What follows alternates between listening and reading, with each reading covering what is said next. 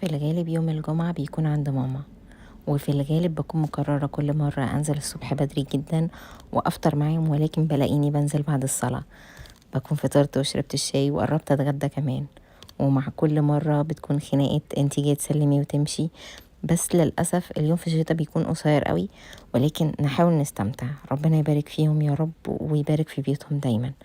أنا اكتر حاجة بتؤرقني في حياتي اني ساكنة بعيد عن اهلي، فنصيحتي لاي اتنين بيتجوزوا لو عندكم المقدرة المادية والاهل طبيعيين، الافضل تكونوا جنب اهلكم. المميزات اكتر من العيوب بجد. كان في شوية مواعين غسلناهم سريعا عشان عندنا مهمة خطيرة. هنعمل احلى بيتزا ممكن تاكلوها، احلى من بريموس اللي هو اجدع مطعم بيتزا موجود في مصر. كوباية مية وتكون المية دافية مش سخنة أبدا عشان الخميرة ما تموتش. معلقة سكر كبيرة وكيس خميرة. وانا بحب اعمل اختبار الخميرة بره الدقيق عشان خاطر لو في اي حاجة اقدر الحقها قبل ما ابوظ العجينة بالكامل. الدقيق بس حطيت عليه رشة ملح. الكميات اللي انا هقولها لكم او المقادير هقولها لكم الكوبايتين دقيق، لو عاوزين تضعفوا الدقيق ضعفوا باقي الحاجات. انا كنت عاملة كمية اكبر فضاعفت المكونات. بفضل اعجن، ولو حسيت اني محتاجة ازود مية بزود، ولكن برضو مية دافية. اول ما بوصل للشكل ده بزود ربع كوباية زيت، ولحد ما اوصل للقوام ده هي كده تمام. اهم حاجة تكون ما بتلزقش. نغطيها لحد ما تخمر.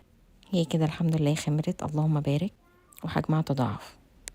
كوبايتين الدقيق دول بيعملوا بيتزتين كبار، والكمية اللي انا عملت بيها العدد دوت، ولكن في منهم كبير وصغير ما كانش نفس الحجم. على صينية نحط شوية دقيق عشان نفرد العجينة. انا عاوزة اوصل لسمك، السمك اللي انا هوريهولكم دلوقتي، ولا تخينة ابدا ولا رفيعة خالص. الصينية اللي هتدخل الفرن بحط برضو فيها رشة دقيق، واهم حاجة اننا نخرم العجينة بالشوكة عشان نحافظ على نفس السمك اللي احنا عملناه، ما نلاقيهاش رفعت وحجمها اتضاعف يعني لفوق. الصلصة دي بقى اسهل حاجة في الطريقة كلها. كانت عبارة عن معلقتين صلصة، فلفل اسود، ملح، توم باودر، بصل باودر، وشوية مية وزعتر ناشف. اول ما تغلي على النار بنقفل. لو جربتوا الطريقة دي والله عمركم ما هتفكروا ان انتوا تجيبوا البيتزا من بره. البيتزا عبارة اهم حاجة فيها ان الجبنة يكون نوعها كويس، وانا هقول لكم على نوع الجبنة اللي انا جربتها النهاردة وتشوفوا المطة. اي خضار عندكم، انا حطيت فلفل اخضر وطماطم وبصل وبسطرمة، ولو ما عندكوش بسطرمة ممكن تبقى جبن بس. جربت مؤخرا موتزاريلا فريش، جبنه موتزاريلا فريش، حرفيا تستحق التجربه يعني، حلوه قوي اللهم بارك، والمطه بتاعتها جميله زي ما قلت لكم.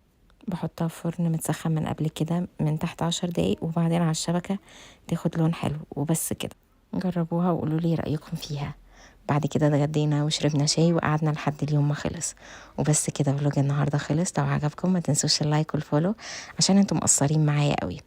ما تنسوش تقولوا لي بتقضوا يوم الجمعة بتاعكم ازاي، وايه الحاجات اللي بتعملوها فيه. واشوفكم في فيديو جديد. باي باي.